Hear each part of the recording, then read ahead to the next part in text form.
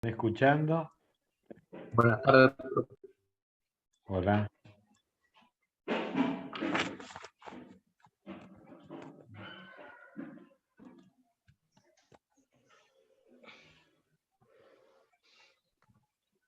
Bueno.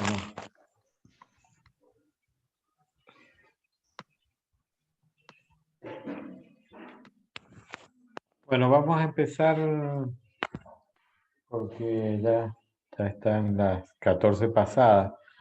Así que vamos a empezar y la idea es continuar con el tema de entropía que habíamos iniciado el lunes y que el martes habían tenido dos ejercicios, de justamente uno de la unidad 6, que era de máquinas térmicas, y el otro era específicamente de entropía. Después el 3 y el 4 también son de entropía y van a estar subidos al aula abierta a partir de mañana. Esos serían, digamos, horas no presenciales, las de ese práctico en particular. Entonces yo ahora terminaría con los conceptos de entropía. No sé si alguno quiere hacer algún comentario en relación a, bueno, a cualquier inquietud o aclaración que necesiten.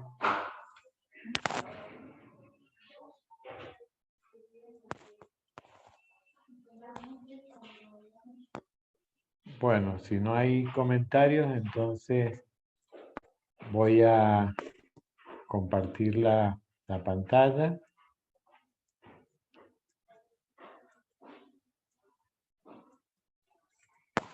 Entonces, básicamente, habíamos visto que la entropía formaba parte de una forma diferente de poder abordar el segundo principio de la termodinámica.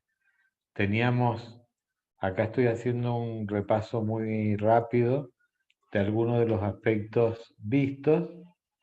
Teníamos distintas formas de poder encarar el segundo principio de la termodinámica, y uno era por la conversión de trabajo en calor y de calor en trabajo, que veíamos que no era exactamente lo mismo. Entonces, por eso ahí es donde el primer principio no tiene respuesta a lo que sucede en la naturaleza, porque para el primer principio estas dos energías son equivalentes. Por otro lado, veíamos que en la naturaleza los procesos tenían un determinado sentido, y este sentido era el que se producían las transformaciones en forma espontánea. Es decir, no quiere decir que las transformaciones en sentido inverso no se puedan producir, pero cuando se producen espontáneamente en un sentido, en el otro es necesario forzarla a través de la entrega de energía, como para poder volver a su estado inicial. Y después teníamos este enfoque cuantitativo, que es la entropía, que es una propiedad. Y bueno, y después hoy vamos a ver justamente parte de lo que nos quedó de la entropía, y parte de este cuarto aspecto, que es la entropía y el desorden, que es desde el punto de vista de la termodinámica estadística. Bueno, habíamos visto básicamente los teoremas de Poincaré, que con los teoremas de Poincaré podíamos dividir un ciclo como el que estamos viendo acá, donde justamente tenemos un ciclo cerrado y reversible, y lo dividimos en distintos subciclos, y finalmente, con todo esto, llega a la conclusión de que la integral cerrada diferencial Q sobre T es igual a 0 cuando el ciclo es totalmente reversible. Si alguna parte del ciclo tiene alguna irreversibilidad, entonces se hace nuevamente una demostración asimilando con los ciclos de Carnot y llega a la conclusión esta, donde la integral cerrada a lo largo de ese ciclo irreversible, la integral esa diferencial Q sobre T es menor que 0. Entonces Clausius lo que nos planteaba era que siempre la integral cerrada diferencial Q sobre T va a ser menor o igual que 0, dependiendo del signo. Si se trata de un ciclo reversible, sería el signo de igualdad, y cuando ese ciclo es irreversible, estamos con el signo de desigualdad. Y a partir de esa gran conclusión, Clausius también establece justamente este desarrollo donde habla de dos transformaciones que son, digamos, forman parte de un ciclo similar al que estábamos viendo, y simplemente desglosa esa integral cerrada en dos integrales. Y termina diciendo que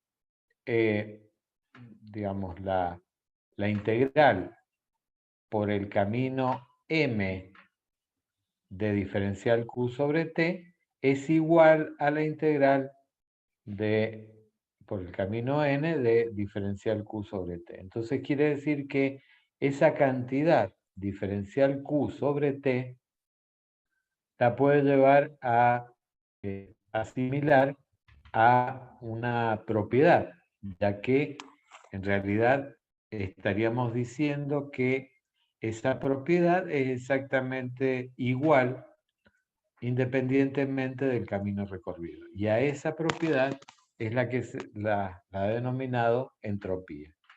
Entonces tenemos distintas formas de evaluar esa entropía en función de si las transformaciones son reversibles o irreversibles en principio.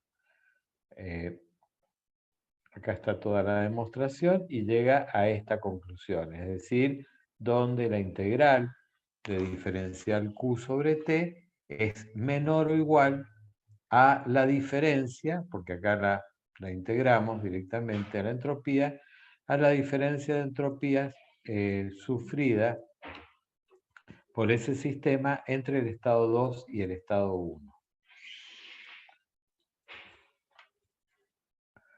Y habíamos dicho que, como se trata de una propiedad, en realidad podemos independizarnos, porque en realidad en todo momento hemos estado diferenciando si las transformaciones son reversibles o si son irreversibles. Al poder calcular la entropía, la diferencia de entropía entre un estado inicial y otro final, en realidad, como es una propiedad, no podemos independizar de la transformación que existe entre el estado inicial y el estado final, porque por ser una propiedad sería independiente del camino recorrido. Entonces, cuando conocemos el estado inicial y el estado final, directamente podemos calcular la variación de entropía como a través del signo de igualdad, es decir, considerando como como un proceso reversible, por más que el proceso pueda haber sido irreversible. Pero en este gráfico lo que nos está diciendo es que obviamente no es lo mismo una transformación reversible a una transformación irreversible.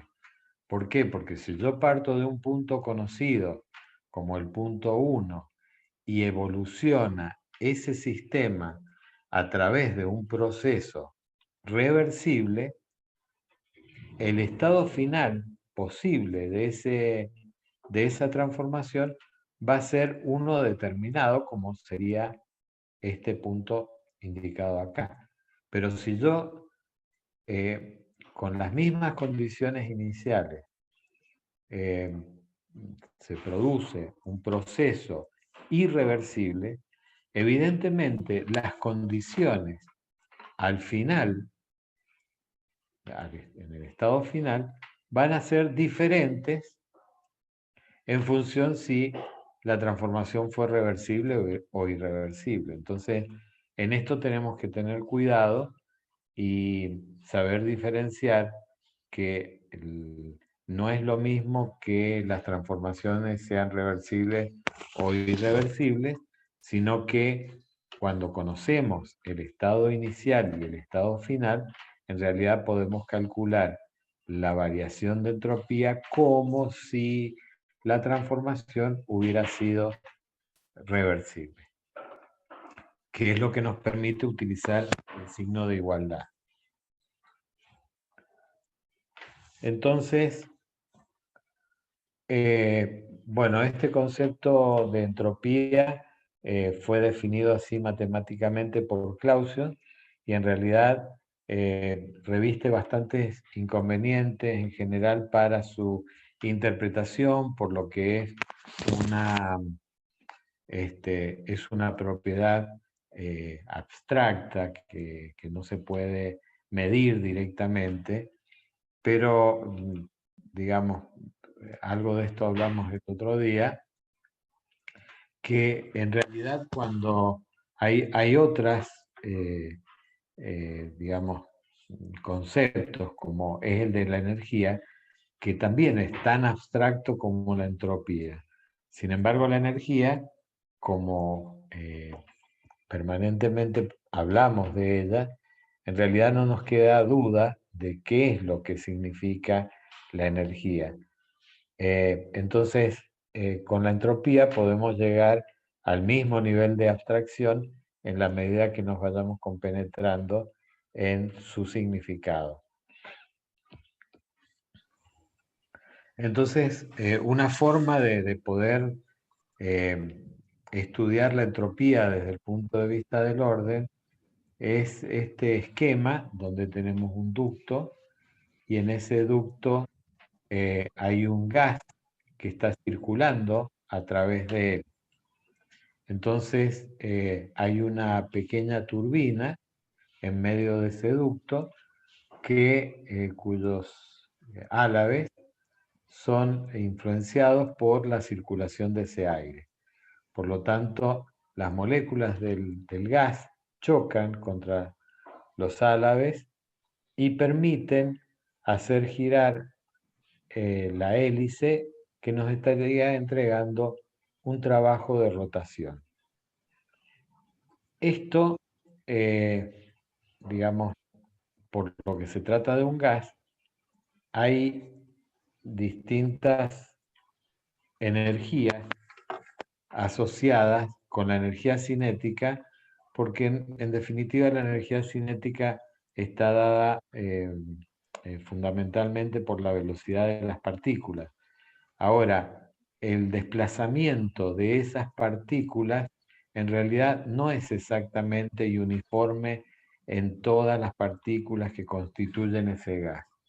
Hay partículas que, por lo que estamos hablando, mayoritariamente se desplazan en un mismo sentido, en una forma ordenada, pero hay otras partículas que, digamos, debido a la energía misma que poseen, realizan otras trayectorias diferentes en forma desordenada. Entonces, podemos decir que ese gas tiene un determinado sentido de circulación y que la mayoría de las partículas constituyentes de ese gas tienen una energía cinética ordenada de manera que siguen un vector de velocidad uniforme. Pero es innegable que hay otras partículas, como les decía, minoritariamente que, por lo menos en este caso, no tienen esa característica de ordenamiento. Y entonces, ahí podemos decir, visualizar fácilmente, cómo las que realmente están incidiendo sobre los álabes de esa hélice son aquellas partículas que actúan en forma ordenada porque permiten justamente esa energía cinética convertirse en una energía de choque y permiten el movimiento de rotación. Pero evidentemente las otras partículas no aportan a este trabajo de rotación que podría estar entregando esa pequeña turbina. Y entonces esa otra energía, que es una energía desordenada, es básicamente, estaría dada por la energía térmica y se manifiesta a través de la temperatura. Ahora, ¿qué pasa en ese mismo ejemplo cuando se cierran las válvulas de entrada y de salida? Es decir, acá hay válvulas de entrada y de salida, y entonces el fluido queda atrapado en ese sector de ducto, y entonces ahora ese movimiento ordenado que tenían las partículas se convierte en un movimiento caótico. Y entonces vamos a partículas, ahora sí la mayoría, que van a tener un movimiento totalmente desordenado porque van a ir en un sentido y en otro en forma aleatoria, y esto nos complicaría el efecto que teníamos recién de poder transformar esa energía cinética en trabajo de la turbina. ¿Por qué? Porque hay partículas que van a incidir en un sentido y otras partículas que van a incidir en el otro. Entonces, evidentemente, de esta situación no vamos a poder obtener un trabajo de turbina con las características del que teníamos anteriormente cuando ese gas circulaba en forma ordenada. Entonces, en definitiva, ¿a qué conclusión llegamos? Acá, teóricamente, ha habido una transformación de energía, es decir, la energía cinética, una parte de la energía cinética se ha transformado en energía térmica, y lo que nos pasa ahora es que antes teníamos una gran parte de energía ordenada y una parte minoritaria de desordenada, pero ahora la parte ordenada de las partículas es despreciable y la parte desordenada está representada fundamentalmente por la energía térmica, es decir, normalmente se puede evaluar a través de la entalpía o a través de la temperatura. Y en realidad, acá es imposible o prácticamente imposible obtener un trabajo de esta manera, porque decimos que prácticamente es imposible porque podría suceder algún fenómeno aleatorio donde una gran cantidad de partículas se alineen en una determinada dirección, entregando algo de esa energía cinética al trabajo de rotación. Pero esto es altamente improbable de todas las situaciones probabilísticas que se pueden dar, realmente tiene una probabilidad ínfima. Por lo tanto, es imposible transformar la energía desordenada resultante en trabajo, y solo parte de esa energía podría convertirse en trabajo, una mínima parte, como decíamos. Entonces, la energía total se mantiene constante. ¿Y qué es lo que ha cambiado? Porque acá, teóricamente, no hemos perdido energía, sino que simplemente se ha convertido de una energía cinética a básicamente una energía térmica. Entonces, según el primer principio, hay conservación de energía, pero resulta que en un principio podíamos obtener trabajo y después con la misma energía no podemos obtener, o podemos obtener una mínima cantidad de trabajo. Entonces, bueno, ahí empieza a aparecer esta necesidad justamente de evaluar la forma en que se encuentra la energía y que no todas las energías tienen la misma calidad. Por eso es importante justamente esta propiedad que acompaña la reversibilidad o irreversibilidad de los procesos para poder evaluarlo. Entonces podríamos decir que, y esto conceptualmente por todo lo que hemos estado hablando, que la entropía podría ser una medida de la capacidad para producir trabajo. ¿Por qué? Porque cuanto más ordenada es la materia, la sustancia, mayor capacidad puede para producir, en el sentido de producir trabajo. Y esta entropía es mínima cuando más ordenada está la sustancia. Cuando aumenta el desorden, aumenta la entropía. Todas las energías mecánicas pueden convertirse en otras en condiciones ideales. En general, bueno, lo hemos visto, en la idealidad no habría ningún problema de transformar las distintas formas energéticas en otras, las energías mecánicas, pero no pasa lo mismo cuando con la energía térmica, que es lo que habíamos visto. Aparecen efectos disipativos, es decir, efectos donde los procesos se tornan irreversibles. Que esos procesos sean irreversibles significa que no pasan por distintos estados de equilibrio, es decir, que si quisiéramos partir de un punto inicial e ir hacia un punto final, si quisiéramos volver a su estado inicial, para que sea una transformación reversible, tenemos que volver exactamente por los mismos puntos por los cuales pasó cuando se produjo la primera transformación entre el estado inicial y el estado final.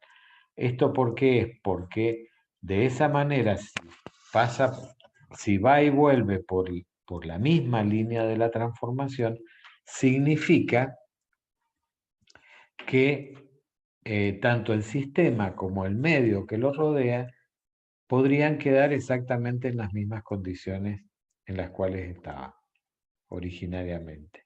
Y de esto se trata la forma de definir una transformación reversible. Quiere decir que puede volver a su estado final, a su estado inicial, desde su estado final. Pero no quiere decir que necesariamente tenga que volver. Es decir, y acá lo diferenciamos con el concepto de ciclo. En un ciclo, nosotros podemos tener el estado inicial, vamos a otro punto final y nuevamente podemos volver del final al estado inicial. Pero cuando hacemos un ciclo, en realidad queda un área delimitada en ese diagrama que nos estaría relacionando esa superficie con un trabajo realizado. Entonces, si hay un trabajo, algo cambió, o cambió algo en el sistema, o cambió algo en el medio que lo rodeaba. La energía térmica nunca puede convertirse totalmente en trabajo. ¿Y esto de dónde sale esta aseveración? Y surge de la unidad 6, la unidad anterior, donde estudiamos los casos donde había un calor que se transformaba en trabajo y que necesariamente para poder transformar ese calor en trabajo, necesariamente teníamos que tener dos fuentes a distinta temperatura. Era imposible transformar totalmente el calor en forma de trabajo en forma continua, en forma cíclica. Es decir, que el rendimiento, por eso de una máquina térmica, que es justamente la que produce estas transformaciones, en realidad nunca puede ser del 100%. Y los movimientos aleatorios de las moléculas del gas tienen muy poca probabilidad de reorientarse ordenadamente sin ayuda externa. Es decir, era lo que les decía anteriormente, que si bien desde un punto de vista probabilístico no es imposible que haya un efecto casuístico donde esas partículas que están totalmente desordenadas puedan retomar un orden de manera de poder ser útiles en la transformación del trabajo. Entonces, por eso justamente se relaciona el orden y el desorden que tiene una sustancia como la capacidad, la mayor o menor capacidad de producir un trabajo. En transformaciones reversibles e irreversibles habíamos dicho que la diferencia de entropía entre el estado 2 y el estado 1 podía ser igual a diferencial Q sobre T, a la integral entre el estado inicial y el estado final de diferencial Q sobre T. Fíjense que estamos transformando una energía en tránsito, como es diferencial Q, que depende del camino recorrido, en una propiedad cuando la afectamos de la temperatura. Y la interpretación de esta integral es la cantidad total de calor intercambiada entre el sistema y medio a la temperatura de transferencia de calor. Esta temperatura puede ser constante o puede ser variable. Si la transferencia de calor se produce modificando la temperatura, al igual que habíamos visto en otros conceptos como el trabajo, tenemos que ver cuál es la ley de variación que involucra la temperatura con ese calor. Pero básicamente este cociente de una energía en tránsito como es el calor, la energía térmica, que al igual que ella el trabajo, al dividirla por la temperatura la estamos transformando en una propiedad llamada entropía. ¿Está claro? ¿Preguntas? Sí, profe. Bien. Entonces, vamos a seguir con estos conceptos. Es importante que si les van quedando dudas, que las pregunten.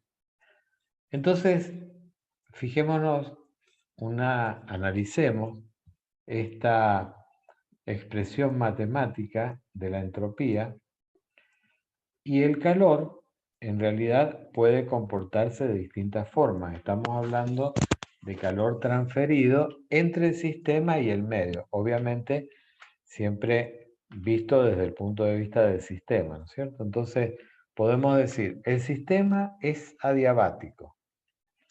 Fíjense, en el primer caso, si el sistema es adiabático, no hay intercambio de calor entre sistema y medio. Diferencial Q es igual a 0. Si diferencial Q es igual a 0, nos queda esta expresión. Es decir, que la entropía en el estado 1 puede ser menor o igual a la entropía en el estado 2. Si la transformación de esa transferencia de calor se ha realizado en forma reversible, podemos decir que la entropía de un sistema aislado que sufre un proceso reversible se mantiene constante, la entropía. Ahora, si la transformación es irreversible, en realidad lo que es válido es que la entropía en el estado 1 es menor que la entropía en el estado 2. Quiere decir que se ha producido un incremento de la entropía debido a la irreversibilidad de la transformación. Sigamos con el otro análisis de diferencial Q es mayor que 0. Diferencial Q mayor que 0 significa que estamos con un calor positivo. Si ese calor es positivo, significa que está ingresando calor hacia el sistema durante la transformación. Entonces, acá vuelve a aparecer, digamos, el análisis entre la entropía 1 y la entropía 2. Si este calor es positivo, me olvidé de recalcar que la temperatura siempre está en Kelvin. Por lo tanto, esta temperatura siempre es positiva. Por lo tanto, el delta S, va a ser coincidente con el signo del calor. Es decir, en este caso el calor es positivo porque está ingresando al sistema y entonces nos queda que S2 es mayor que S1. Es decir, se ha incrementado la entropía en el sistema debido a esa transformación que ha sufrido ese sistema. Y por otro lado, puede ser que el calor sea cedido por el sistema. Y si el calor es cedido por el sistema es negativo, por lo tanto, la entropía en el estado final es menor a la entropía en el estado inicial. Entonces estamos viendo que la variación de entropía, cuando estamos hablando de un sistema, puede ser negativa, puede ser positiva o puede ser negativa. O puede ser, creo que dije 2 veces lo mismo, puede ser constante cuando se trata de un sistema diabático. Entonces, en general, estamos hablando de una entropía como una propiedad extensiva, si es una propiedad total, pero la podemos dividir por la masa y se nos convierte en una propiedad intensiva. Esto es lo que nos permite justamente que esta propiedad sea intensiva, es lo que nos permite encontrarlas en tabla.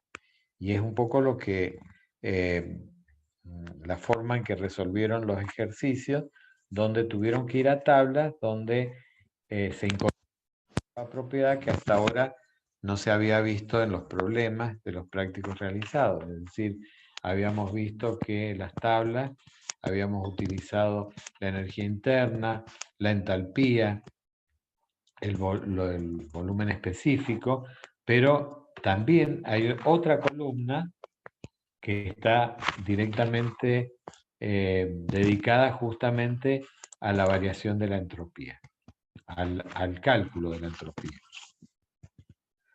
Si se conocen los estados inicial y final, esto se vuelve a repetir este concepto porque es muy importante, se puede calcular la variación de la entropía independientemente si la transformación ocurrida entre ambas es reversible o irreversible. Actualmente esto es muy similar a cuando decíamos que diferencial U de energía interna es igual al calor específico a volumen constante por diferencial T. Independientemente que la transformación sea a volumen constante, para los gases ideales siempre utilizamos el C sub B. Y en el caso de la entropía, para los gases ideales, independientemente de la transformación que se produzca, siempre es diferencial H igual a C sub P por diferencial de T. Es decir, que como son propiedades de estado, podemos elegir una transformación, la que más nos convenga, para poder hacer el cálculo de la variación. En este caso pasaría exactamente lo mismo. Nos independizamos si la transformación es reversible o irreversible, pero con la salvedad de que siempre tenemos que conocer, para poder calcular ese delta S, siempre tenemos que conocer el estado inicial y el estado final. Si conocemos uno de ellos y tenemos que calcular la variación de entropía, ahí realmente la posibilidad de cálculo es diferente. Por eso siempre, digamos, matemáticamente, cuando conocemos el estado inicial y el estado final, un valor certero, porque estamos utilizando el signo de igualdad. Si no, sería un poco confuso, porque si aparece el signo de desigualdad, estaríamos diciendo que al calcular esta integral y aparece el signo de menor, entonces diríamos que el delta S es mayor que una determinada cantidad. Pero ¿cuánto mayor? Y ahí viene la incertidumbre. Por eso, justamente, este es un concepto importante a tener en cuenta. Entonces, permite evaluar los cambios de entropía. Vamos a hablar de la entropía, porque recordemos que siempre en las tablas aparecían los estados de referencia respecto de los cuales se evaluaban cada una de las propiedades. En el caso de la entropía es bastante particular, porque estamos hablando de que la entropía tiene que ver con el orden y el desorden de la materia. Entonces, a diferencia de los estados de referencia que se podían tomar en las distintas otras propiedades, en el caso de la entropía siempre el valor de referencia tiene que ver con el 0 Kelvin, es decir, el 0 de la escala absoluta, que vendría siendo la temperatura más baja que se podría lograr teóricamente de cualquier forma. Entonces, tiene que ver con y en ese caso del el estado de referencia sería la entropía vale 0 a esa temperatura de 0 Kelvin, pero cumpliendo, es decir, va a ser 0 en aquellas sustancias que son puras y que están en estado cristalino y que se encuentran a 0 grados Kelvin, porque podrían estar a 0 grados Kelvin, aunque teóricamente, y no ser puras o no estar en el estado cristalino, que es el orden perfecto con la cual podríamos encontrar la materia perfectamente ordenada.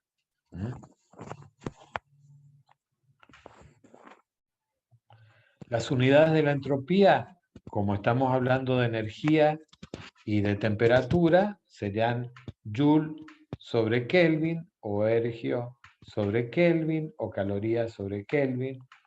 En fin, siempre son energías sobre temperatura absoluta. Esto siempre, recuerden que, al igual que en el caso de gases ideales, la temperatura siempre va en la escala absoluta.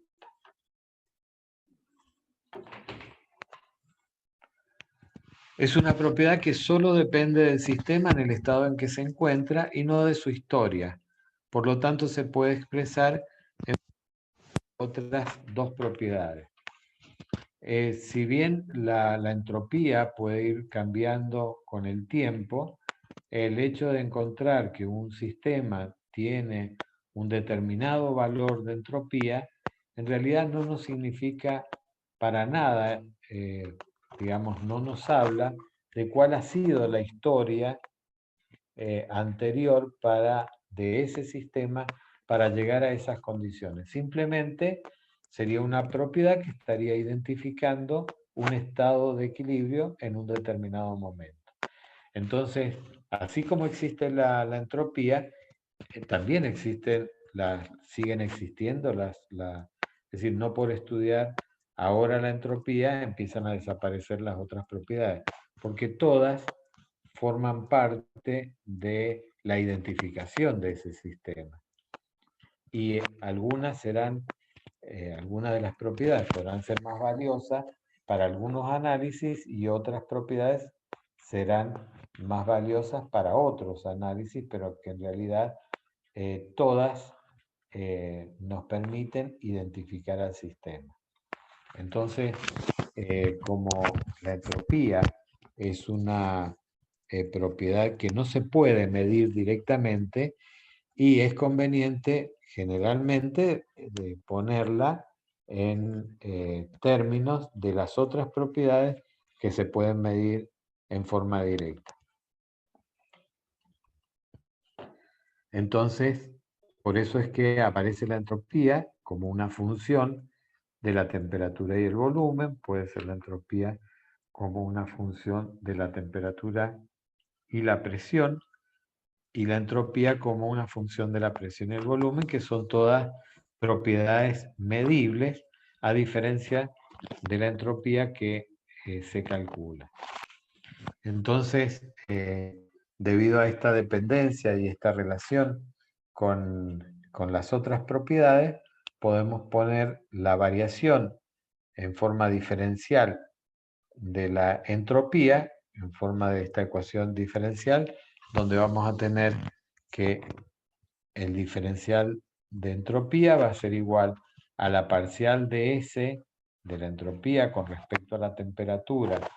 Cuando el volumen se mantiene constante, estaría faltando acá el simbolito del volumen constante, por diferencial de T, más la variación de la entropía con respecto al volumen cuando la temperatura es constante, por diferencial del volumen.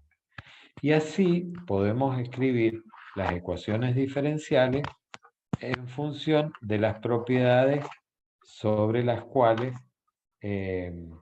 queremos hacer depender la entropía. Es decir, va a pasar lo mismo con la temperatura y la presión. La parcial de la entropía respecto de la temperatura cuando la presión se mantiene constante, la parcial de la entropía con respecto a la presión cuando la temperatura se mantiene constante, y así también con la presión y el volumen. Entonces vamos a ver cómo se puede interpretar esto. Cómo poder calcular esa variación de la entropía, a pesar de que algunas pautas ya las vimos, es decir, que la variación de la entropía se puede calcular a través de la integral de diferencial Q sobre T. ¿Qué pasa si tenemos una transformación de 1 a 2 como esta? Es decir, es una transformación cualquiera. Entonces dijimos que la entropía es una propiedad. Y como propiedad que es, para poder calcularla, me puedo, digamos, recurrir a distintos caminos.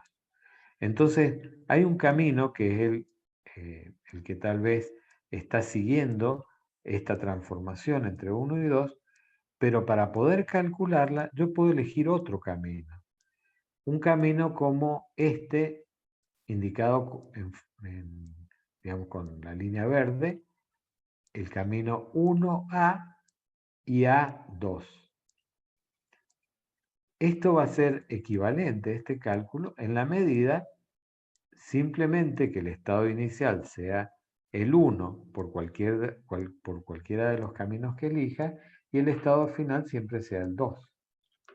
Entonces, esa expresión, que ante esa ecuación diferencial la podemos integrar, y entonces estamos en un diagrama TB.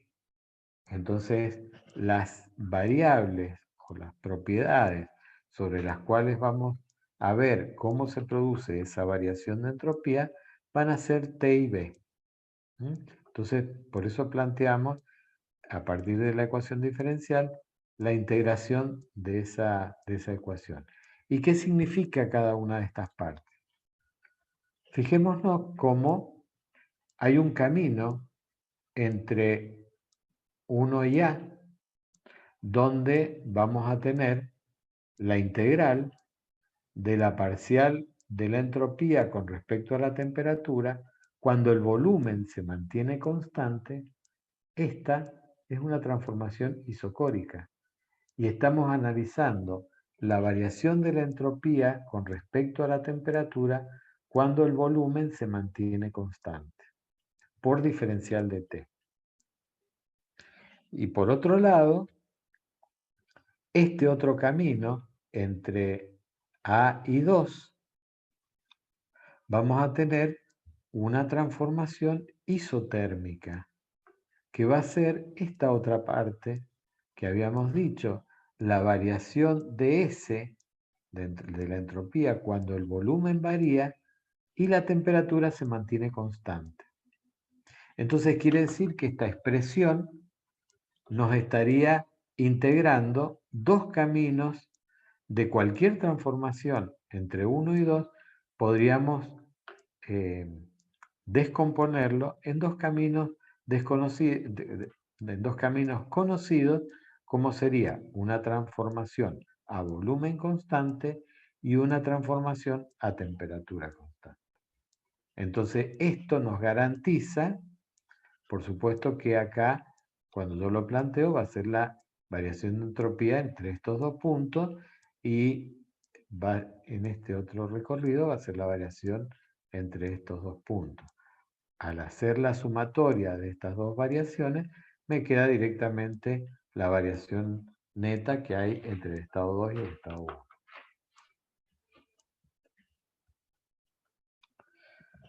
¿Qué pasaría si elegimos otro camino? En lugar de usar el 1A2, elegimos el 1B2. Pasaría exactamente lo mismo. Lo que pasa es que acá tendríamos que integrar primero a través de la isoterma y después a través de la isocórica. Entonces, acá está, digamos, esa ecuación diferencial planteada en un principio se puede visualizar y se la puede asociar con un significado gráfico, que serían las dos formas o dos caminos alternativos conocidos para poder encontrar la variación de entropía de cualquier transformación. ¿Alguna pregunta?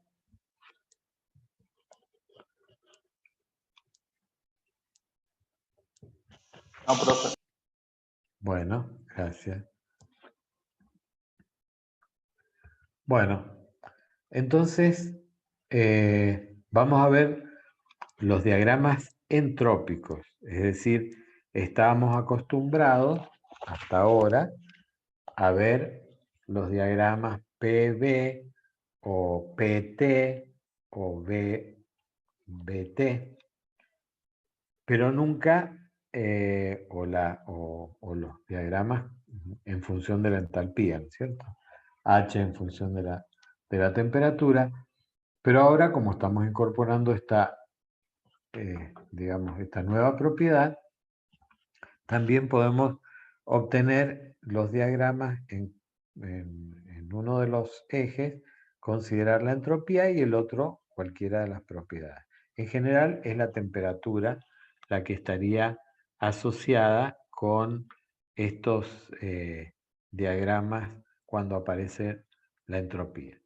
Pero bueno, entonces podemos poner una transformación de la temperatura en función de la entropía y del volumen. O sea, acá estaríamos viendo la representación de cómo varía la presión cuando varía la entropía y la temperatura, o cómo varía el volumen. Bueno, las distintas funciones que ustedes pueden imaginarse. Entonces pueden construirse gráficos en función de la entropía. Este sería un gráfico típico donde tenemos que en algún momento este gráfico creo que ha aparecido, pero bueno, no fue explicado porque no se había introducido esta propiedad de la entropía. Entonces tenemos, por un lado, en el eje de ordenadas, tenemos las temperaturas y en el eje de abscisas la entropía. ¿Qué significa esta transformación que se produce entre 1 y 2 sobre un diagrama como este, en un diagrama entrópico? ¿Qué significará? Y esto, digamos, ustedes lo tienen bien claro en el sentido si lo asocian con el diagrama de presión-volumen, teníamos una transformación y el área bajo la curva, ¿qué significaba? El trabajo. Y ahora, si quisiéramos ver qué es lo que significa el área bajo la curva, ¿qué sería? Tendríamos... ¿Cómo? El calor sería. Exactamente, porque desprendido de la misma ecuación, acá tenemos el área bajo la curva representa la cantidad de calor intercambiada reversiblemente con el exterior. Ahora, ¿por qué reversiblemente? Porque puede volver al estado anterior. Claro, puede volver, pero ¿y cómo me doy cuenta si eso es reversible o es irreversible? Es lo mismo, es el mismo concepto que se repite con respecto al trabajo.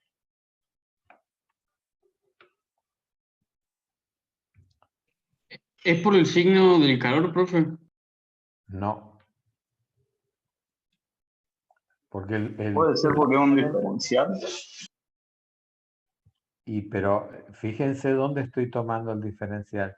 Acuérdense que ahora empezamos a diferenciar más, ahora que sabemos lo reversible o lo irreversible, entonces ahora con más razón tenemos que diferenciar gráficamente cuando se trata de transformaciones reversibles o irreversibles.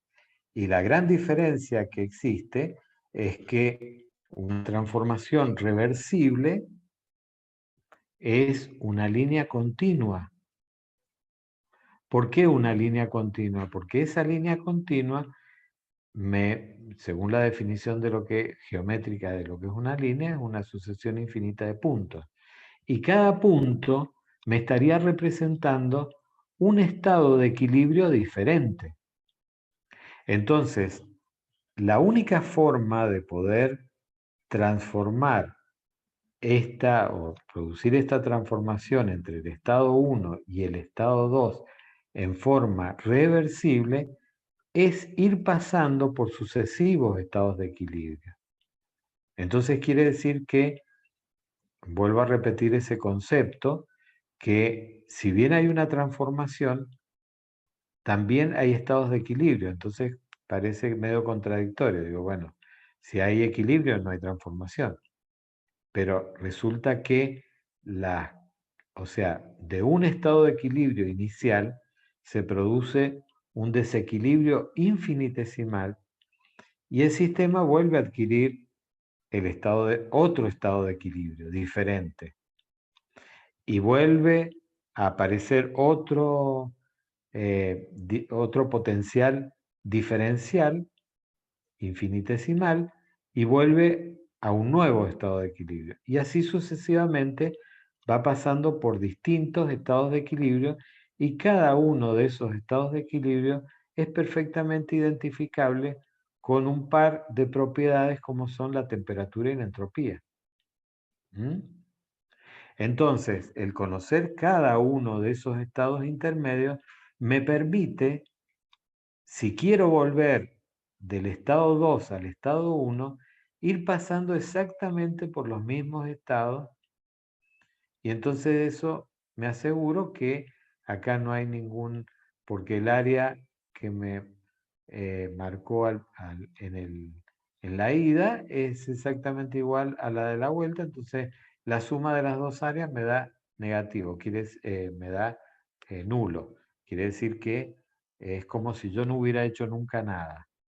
Ahora, cuando hay una transformación irreversible, la forma de indicarla no es con una línea continua, sino es con una línea discontinua. Al ser una línea discontinua, yo la trazo así, supongamos que esta sea una línea discontinua, pero yo no sé si realmente va por esos puntos. No tengo idea, puede ir por acá, puede ir por acá. Simplemente en forma indicativa le pongo una línea de trazo que une esos dos puntos, pero en realidad nunca conozco los estados intermedios. Y si no conozco los estados intermedios, tampoco me puedo decir que me está delimitando un área acá abajo. Por eso es que cuando yo hablaba del trabajo como representado a través del área bajo la curva en un diagrama PV, también necesariamente tenía que ser el trabajo realizado en una transformación reversible. Si la transformación es irreversible, no lo puedo calcular, porque depende del camino y el camino no lo conozco. Y acá estamos hablando también de una energía en tránsito como es el calor, y entonces también tiene que ver, digamos, con la trayectoria, con la forma en que se transmite ese calor. Y si no la conozco, porque es irreversible, tampoco la puedo dibujar. Lo que sí puedo tener certeza es el estado inicial y el estado final. Por eso es que, en principio, hablo de un área bajo la curva, pero para poder delimitar ese área tiene que ser una transformación reversible. ¿Mm? ¿Está claro? Sí, sí. Profe, ¿y Sí. el cambio en la entropía no nos dice nada sobre si es reversible o irreversible? O sea, no tenemos forma No, de saber mediante el... no, porque fíjate, a ver, bueno, termino, veo que aparezca otra vez la ecuación y te lo explico. A ver, espérate.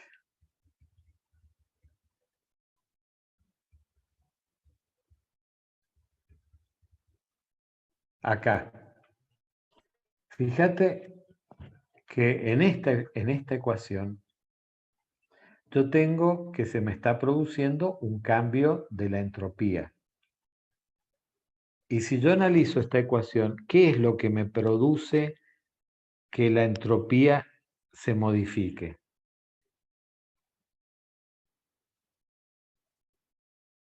Y Pregunta. un cambio en el calor del sistema, o sea, una entrada o una salida de calor. Bueno, claro, perfecto, perfecto. O sea, un intercambio de calor, estamos de acuerdo que me produce una modificación de la entropía de mi sistema. Puede ser que aumente o que puede ser que disminuya. ¿Y qué otra cosa puede haber, puede hacer modificar la entropía?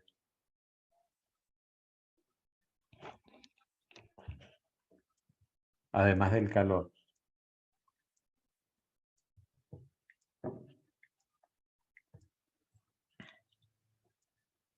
Lo están viendo. Acá no tengo calor. ¿La entropía se modifica? Sí, puede ser por la temperatura. Lo que pasa es que no me daría por la igualdad, porque, No, porque bueno, claro, quedaría directamente, igual a cero directamente. claro, o sea, cero sobre cualquier cosa es cero. Entonces, acá, que no hay intercambio de calor, hay un caso donde la entropía se modifica. Hay otro caso en que la entropía no se modifica. ¿Cuándo no se modifica la entropía? Cuando la transformación es reversible, porque si la transformación es reversible, S1 es igual a S2. Quiere decir que ha habido una transformación al ser reversible, pero la entropía no se modificó. Pero si la transformación es irreversible, por más que no haya habido calor, ha habido un cambio de la entropía. ¿Mm? Entonces, en principio, estas dos cosas son las dos cosas que nos estarían evidenciando que hay un cambio de la entropía cuando hay intercambio de calor y cuando hay irreversibilidad. También el intercambio de masa, porque la entropía también, la entropía específica, digamos, o la entropía, digamos, la entropía total estaría asociada con la masa. Entonces la masa también es otra forma de modificarnos la entropía. Serían esas las tres causas de esa modificación. Bueno, acá es evidente, ¿no es cierto? Porque de esa expresión que habíamos dicho que el delta S es igual a la integral de diferencial Q sobre T, si vemos, si pasamos de miembro, queremos encontrar el calor va a ser directamente el área bajo la curva en un diagrama TS, porque vamos a tener esta superficie delimitada por una temperatura y por un cambio infinitesimal de la entropía. Entonces, el área total va a ser la integral correspondiente al área bajo la curva entre el estado 1 y el estado 2. Por eso es que, digamos, con el fundamento de la expresión matemática que define la entropía, podemos decir y asegurar que el área bajo la curva en un diagrama TS representa el calor total intercambiado. Y en una transformación reversible. Si el sistema recorre un ciclo, fíjese qué es lo que pasaría acá. Acá tenemos intercambios de calor, acá sería, podría ser perfectamente, ¿qué les parece que puede ser este ciclo? ¿Puede representar algo? El de la máquina de Carnot. De la máquina de Carnot, bueno, podría ser, de todos modos, fíjate que para que fuera de Carnot, Carnot se identificaba con dos transformaciones isotérmicas y dos transformaciones adiabáticas. Y acá no habría ninguna transformación isotérmica, ¿no es cierto? Porque Claro, esta claro, no es un una camino transformación. contrapunto. Pero sí está bien orientado, no es la máquina de Carnot, pero puede ser una máquina cualquiera, porque está recibiendo una determinada cantidad de calor, está cediendo una determinada cantidad de calor a través de dos transformaciones, cualesquiera. ¿Y estas qué características tienen? Que son adiabáticas. Son adiabáticas. Y no les surge ninguna duda, es decir, son adiabáticas, no hay intercambio de calor. ¿Qué pasa con la entropía? Se mantiene constante. Bien, se mantiene constante, pero siempre la entropía se mantiene constante cuando no hay intercambio de calor. Solo si es reversible. Perfecto. Entonces, se mantiene constante la entropía solo cuando es adiabático, cuando no hay intercambio de calor y además la transformación es reversible. Si la transformación fuera irreversible, por más que la transformación fuera adiabática, acá habría un desplazamiento de esta línea, no sería vertical, sino que habría una variación de la entropía entre un estado y el otro. ¿Mm? Entonces, sí. No, que decir, Ah, está bien. Bueno, entonces, como cumplen un ciclo cerrado, podemos plantear el primer principio, y donde nos dice que el calor intercambiado, bueno, acá sería Q menos W igual a delta 1, ¿cierto? Al ser un ciclo, el estado inicial coincide con el estado final, por lo tanto, su energía interna es cero, por lo tanto, acá estaríamos, bueno, acá no coincidirían los signos, en realidad porque al pasar al otro miembro quedaría uno positivo y otro negativo, que en realidad no es así. Entonces, en definitiva, no solamente este diagrama TS nos estaría indicando el calor total intercambiado por todo el ciclo, sino además también nos estaría dando el trabajo intercambiado, porque el calor total termina siendo igual al trabajo neto intercambiado por todo el ciclo. Entonces, por eso muchas veces los diagramas de las máquinas térmicas están referidos a los diagramas TS.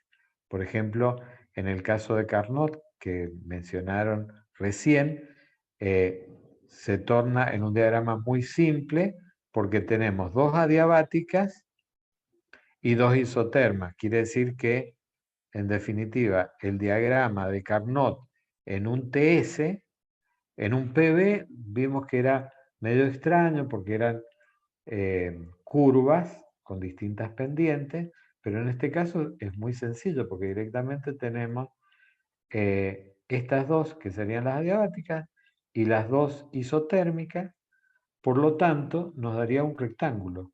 El diagrama representativo de un diagrama TS de Carnot es un rectángulo, con los ingresos de calor, la salida de calor y el trabajo total representado e igual al calor intercambiado.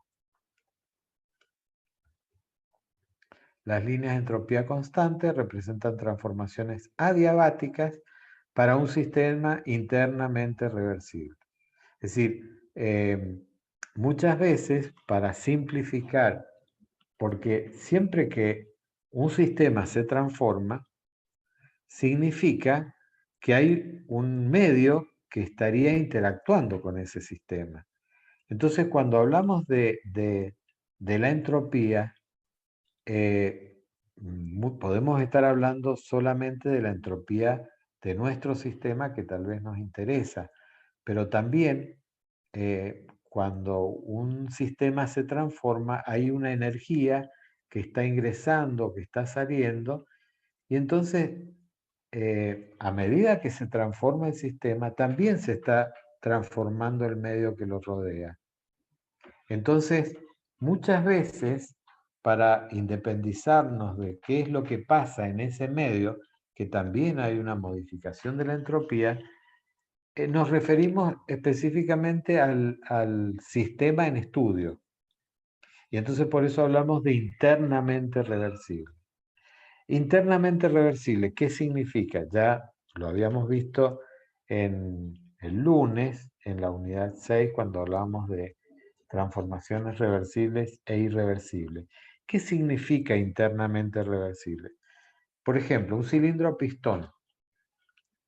Cuando yo lo comprimo, evidentemente hay una, digamos, si lo veo en la realidad, va a haber una mayor presión en las moléculas que están próximas al pistón. Y después la presión va a ir disminuyendo hacia el centro y hacia el fondo de ese cilindro. O sea que la presión no es uniforme. Sin embargo, yo cuando estoy hablando de un sistema y lo estoy identificando como un sistema en equilibrio que tiene una presión, una temperatura y un volumen.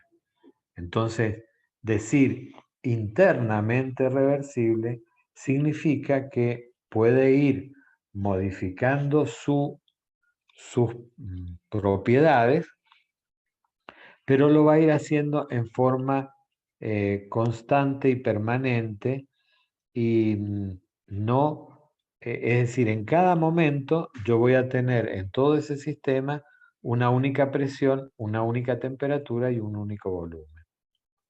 En cambio, si no fuera internamente reversible, significa que a lo mejor estaría teniendo diferentes puntos con distintas presiones, con distintas temperaturas, y ahí se estaría produciendo transformaciones entre, por ejemplo, entre los puntos a diferente temperatura habría flujos de calor. Y en realidad no estaría hablando de un sistema en equilibrio.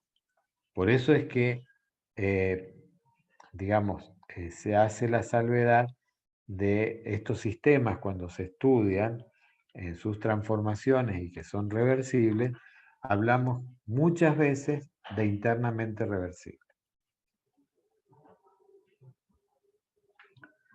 Bueno, la entropía de las sustancias puras.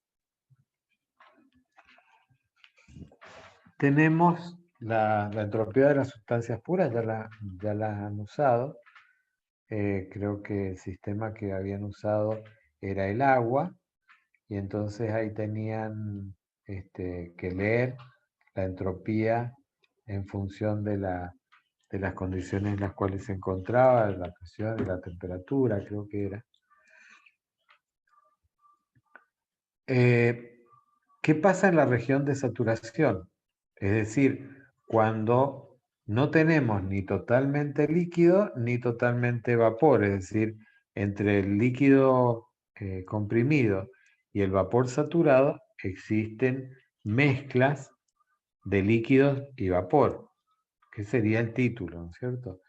Entonces, ¿qué pasaría cuando tenemos un agua que se encuentra entre, digamos, con un título determinado, diferente a 0 y diferente a 1? Entonces, se procede exactamente igual a cómo calculábamos las otras propiedades. La entalpía, el volumen específico y ahora la entropía. Es decir, donde X es el título. Y esto es lo que nos permitiría obtener la entropía abajo de la campana para cualquier punto que no se encuentre en la tabla. Acá tenemos un diagrama, que el típico diagrama PV que habíamos visto, o TB del agua. Bueno, ahora lo tenemos como diagrama TS. Fijémonos que bueno, temperatura, entropía, y acá tenemos, fíjense, como el diagrama PV, más o menos similar, donde tenemos la presión constante y la temperatura constante abajo de la campana. ¿Qué quiere decir esto? Que fíjense que el líquido saturado tiene una determinada entropía y el vapor saturado tiene otra entropía. ¿Es lógico esto? Diferente.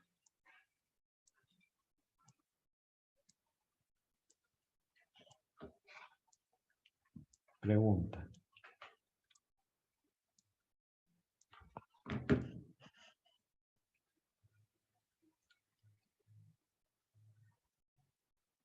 No hay contestación.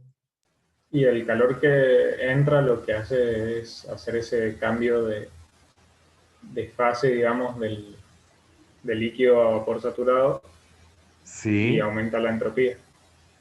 y bien, o sea que como está recibiendo calor, entonces estaría aumentando la entropía.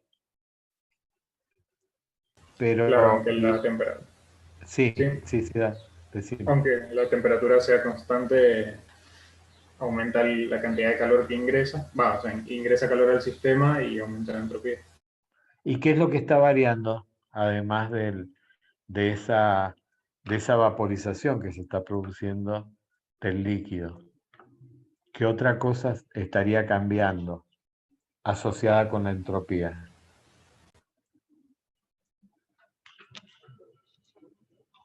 El resto no opina, no sabe, no contesta.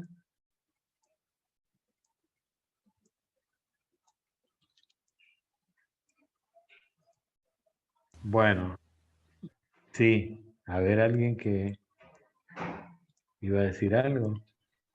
Lo que Profe, cambiaría, sí, Sí, dale vos. no estaríamos teniendo un aumento en el desorden de la energía. perfecto. Claro, porque en realidad, si nos vamos al estudio microscópico de la materia del agua, es el agua líquida es un estado más ordenado que el vapor. Y a medida que vamos creciendo en el vapor y se va convirtiendo en vapor sobrecalentado, mayor estado de desorden tiene. Por lo tanto, su entropía también aumenta. Y a medida que nos vamos corriendo hacia el líquido y hacia el sólido, la entropía va disminuyendo. Y es por eso que en algún momento decimos que en el 0 Kelvin, en el estado cristalino de las sustancias puras, la entropía es 0. O sea, si ustedes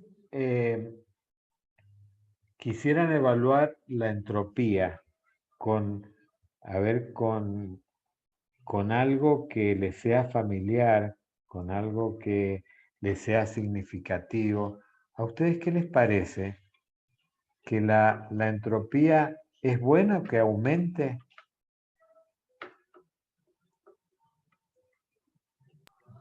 ¿O No, no? porque significaría un mayor consumo de energía, ¿puede ser? Un mayor, Habría, se distorsionó Consumo de la energía. Consumo de energía consumo. ¿Por qué consumo?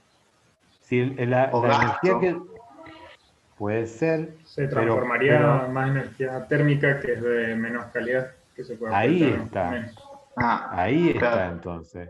O sea, yo supongamos, en el caso del péndulo, para que sea más visible, si yo tengo un péndulo totalmente ideal, toda la energía o potencial se me va a transformar en energía cinética, ¿verdad?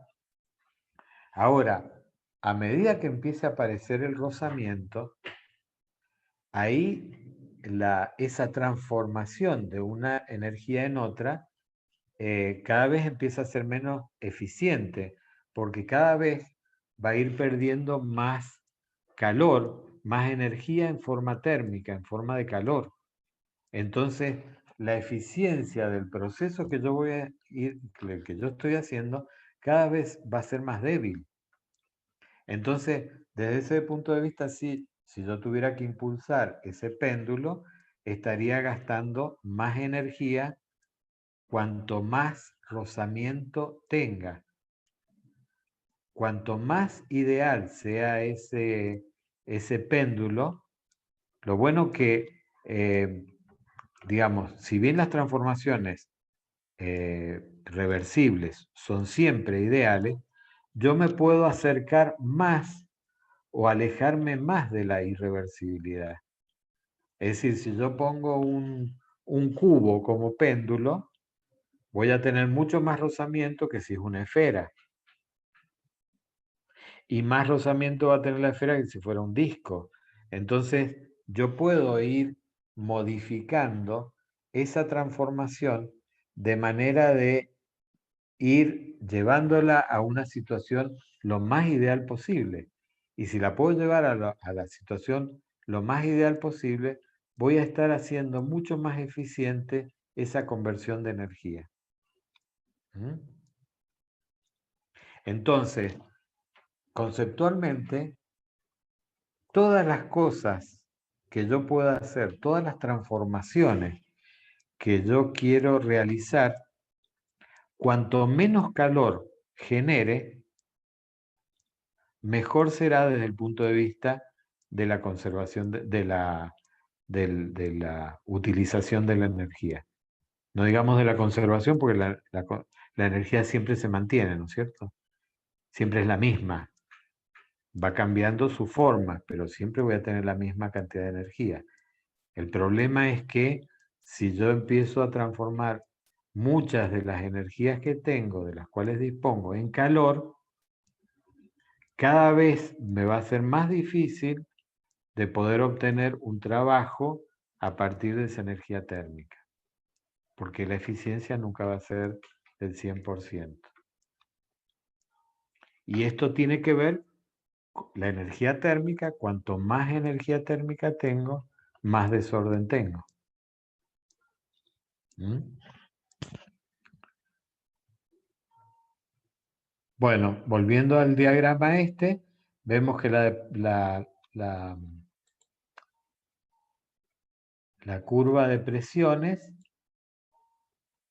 es similar a cuando la veíamos en el diagrama TV, ¿no es cierto? Pero la de volumen específico es totalmente diferente y cambia en el vapor sobrecalentado, cambia la pendiente, tiene una mayor pendiente con respecto a la presión. Vamos a ver el caso de los gases ideales. Es decir, los gases ideales, ¿cómo se puede evaluar la entropía para las distintas sustancias? Entonces, vemos el caso de los gases ideales. Acá tenemos planteado, en principio, el primer principio en forma diferencial de la termodinámica y el segundo principio en su expresión matemática como diferencial de Q igual a T por diferencial S. Entonces, si combinamos esos dos principios, nos queda que T por diferencial S, porque hemos reemplazado diferencial Q acá, nos queda igual a diferencial U más P diferencial de B. Simplemente es una combinación de los dos principios. Teniendo en cuenta que para los gases ideales tenemos la ecuación general para gases ideales de P sobre T igual a R particular sobre el volumen específico, y además habíamos dicho que el diferencial de energía interna es igual al CB por diferencial de T. Entonces, si reemplazamos, porque acá lo que nos interesa es poder calcular la entropía en función de otras propiedades. Entonces, por lo tanto, acá lo que vamos a hacer es despejar diferencial S. Cuando despejamos diferencial S, T pasa dividiendo acá y pasa dividiendo acá. Al hacer los reemplazos, esto nos va a quedar diferencial U, habíamos dicho CB, diferencial de T, sobre la T que estaba pasando al otro miembro, y después tenemos en el otro sumando, tenemos P sobre T, y P sobre T es R particular sobre el volumen específico. Diferencial B sobre B. Entonces, la expresión que nos queda es diferencial S es igual a CB diferencial T sobre T más RP diferencial B sobre B. Si lo integramos, y cuando lo integramos, podemos considerar que el calor específico se mantiene constante, directamente la integral de diferencial T sobre T va a ser el logaritmo natural de las temperaturas extremas de integración. Y el otro término es RP, logaritmo también de B2 sobre B1. Entonces, nos ha quedado una forma de calcular para gases ideales la entropía en función de la temperatura y en función del volumen. Quiere decir que conocido la temperatura y el volumen de los estados inicial y final, podemos calcular la entropía, la variación de entropía de ese sistema. seguimos porque podemos tener como recién, la temperatura y el volumen, pero podemos tener otras propiedades y querer ver cómo calcular la variación de entropía cuando existen otras propiedades conocidas. Entonces, acá tenemos otra donde está la entalpía, que por definición es igual a la energía interna más la presión por el volumen específico. Si diferenciamos, nos queda diferencial H igual a diferencial U más P diferencial B más B diferencial P. Y esto directamente, esta primera parte, diferencial U más P diferencial de B, es el primer principio y es igual a diferencial Q. Entonces nos queda diferencial Q más B diferencial de P. Y volvemos a, digamos, a tener en cuenta la expresión matemática del segundo principio con la entropía. Entonces, vemos que ahora el calor lo hemos, digamos, nos queda acá y lo podemos reemplazar por T por diferencial S. Y entonces nos queda diferencial H menos B diferencial de P. Bueno, volvemos a qué era diferencial H para los gases ideales. Y es igual a diferencial al calor específico a presión constante por diferencial de T. Entonces, si reemplazamos esto y reemplazamos, porque acá nos va a quedar, la temperatura va a pasar dividiendo, nos va a quedar B sobre T. Y B sobre T es RP sobre P. O sea que nos quedaría esta otra expresión donde podemos calcular la variación infinitesimal de entropía para cuando tenemos las propiedades conocidas de la temperatura y de la presión. Si integramos, hacemos exactamente lo mismo. Es decir, la integración de esta ecuación nos queda como CP, logaritmo natural, de T2 sobre T1 menos RP, logaritmo natural de P2 sobre P1. Quiere decir que hemos encontrado el cálculo de la variación de entropía cuando varía T y P. Y podemos seguir con el otro par de propiedades que nos está quedando. Tenemos la ecuación general de los gases, es P por B, acá sería R particular, ¿no es cierto? Y podemos diferenciar, expresarla esta misma ecuación en forma diferencial P sobre P más diferencial B sobre B, igual, como la diferencial de una constante es nula, entonces nos queda diferencial T sobre T directamente. Y volvemos a, digamos, a partir de la expresión que habíamos obtenido anteriormente, reemplazamos este diferencial T sobre T por esta expresión. Y operamos, y en definitiva, teniendo en cuenta la relación de Mayer, donde la diferencia entre los calores específicos a presión y a volumen constante es igual a la R particular, y entonces nos queda la otra expresión. Fíjense que todas las expresiones que hemos encontrado son muy similares, pero cada una de ellas está expresando la entropía en un par de propiedades diferentes. Y esto vendría siendo una transformación cualquiera, como puede ser la politrópica, que sería la más general de todas las transformaciones, y en realidad poder encontrar la variación de entropía de cuando se produce una transformación politrópica cualquiera directamente si conocemos las condiciones en que se transforma el calor, lo podemos representar como el calor específico por diferencial de temperatura, y directamente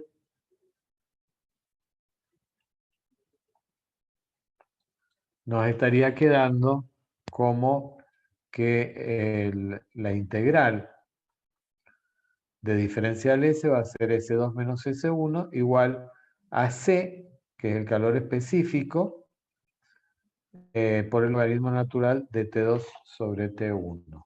¿No? Sería una forma más genérica de poder expresar. Entonces, ahora veamos un poco lo que les decía anteriormente, cómo es esto de este calor que se intercambia entre el sistema y el medio ambiente. Es decir, siempre consideramos, o hasta ahora hemos considerado, como lo más importante de todo el sistema. Pero resulta que acá hay una propiedad que estaría involucrada directamente no solamente con los sistemas, sino con el uso de la energía que podemos estar haciendo en forma global. Y ya lo que esto nos estaría dando una consecuencia de que nada de lo que hacemos queda encerrado en el propio sistema, sino que las consecuencias pasan al medio que lo rodean y pasa al universo en un todo.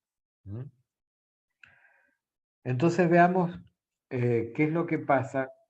Podemos definir el sistema, podemos definir todo la parte fuera de ese ámbito de estudio que habíamos definido como sistema, como medio, y la suma del sistema más la del medio ambiente sería el universo.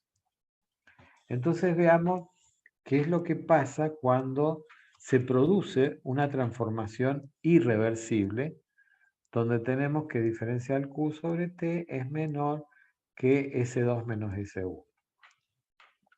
Entonces, podemos tener el análisis desde el punto de vista del sistema. Entonces, ¿qué es lo que está pasando? Acá hay una transferencia de calor entre sistema y medio ambiente que es irreversible.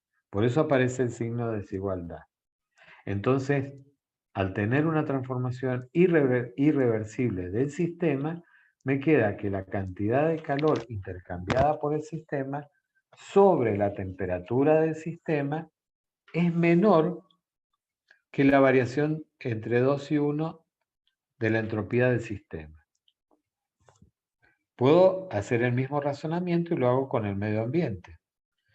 Que la cantidad de calor intercambiada por el medio ambiente a la temperatura del medio ambiente es menor, porque es irreversible, entre la variación de entropía entre 2 y 1 del medio ambiente.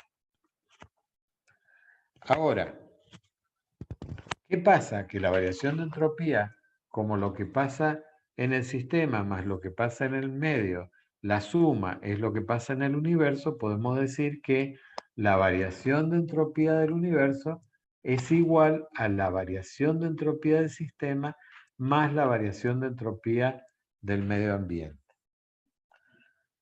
Entonces reemplazamos cada una de estas variaciones que habíamos sacado para el sistema y para el medio ambiente y nos queda que la variación de entropía del universo va a ser mayor que la integral de diferencial Q sobre T para el sistema y la suma del diferencial Q sobre T para el medio ambiente. Pero ¿qué pasa? Que la cantidad de calor que uno está cediendo es la misma cantidad de calor del otro que lo está absorbiendo. O sea que el calor intercambiado entre el sistema y el medio es exactamente el mismo. Lo único que tiene diferencia de signo, porque si uno es calor recibido, el otro es calor entregado. Entonces, los dos calores, tanto este intercambiado con el sistema y este intercambiado por el medio ambiente, son iguales. Lo único que tienen diferencia de signo. Entonces, a partir de ahí, podemos plantear esta misma expresión donde ponemos que los dos calores lo identificamos como calor del sistema. Pero tengan cuidado con esto porque la entropía del medio ambiente la estamos relacionando con la temperatura del medio ambiente. O sea, que si bien los calores que se intercambian entre el sistema y el medio son los mismos, lo hacen a temperaturas diferentes. Es decir, la temperatura del sistema es diferente a la temperatura del medio ambiente. Por lo tanto, la entropía del medio ambiente va a ser